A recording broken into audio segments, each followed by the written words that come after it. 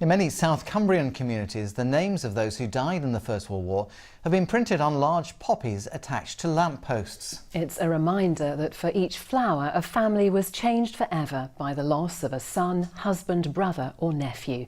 Fiona Marley-Patterson reports from Ambleside. The names of Ambleside's fallen sons on giant poppies. 2 or 3 together show the loss to one family. The McIvers lost 37-year-old Andrew, 24-year-old Reggie and 19-year-old Robert. Their great-grandniece still lives here. It makes me very proud that they gave up so much, well, everything. They gave everything for our benefit. It makes me feel very small that I have not had that same opportunity. And it makes me realise that these are just 3 of millions of people, you know, and many that don't know what happened to their relations. And you know, there's just one tiny, tiny little speck amongst so many who died in such awful, awful circumstances. The poppies are the work of the Rotary Club and Ambleside Oral History Group. It's been recording local memories for 40 years. Some of them hadn't even been as far as Kendal, and they were suddenly in France fighting on the front. And when they came home, their lives had changed completely, because they'd seen the most horrendous injuries, they'd seen the most horrendous fighting, and people were signing up underage as well. We have a story of a young boy who, he was asked how old he was, and he said he was 17.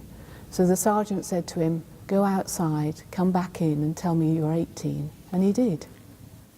We've got another story from a nurse, Mrs. Brooke, who was nursing in France at Tarbes, and her recollection of what it was like when they had the bombings is so poignant.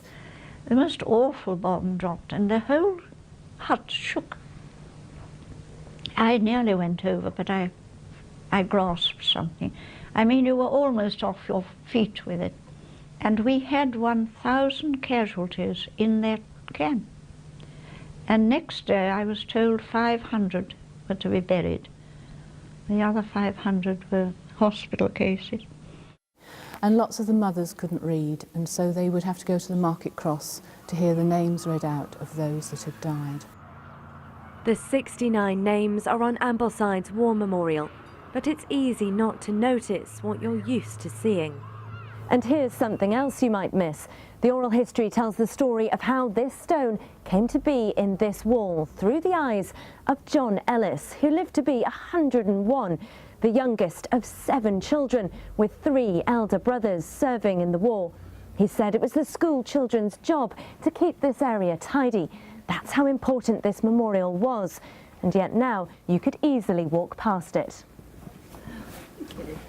Ambleside's poppies show just 69 of the millions who never came home.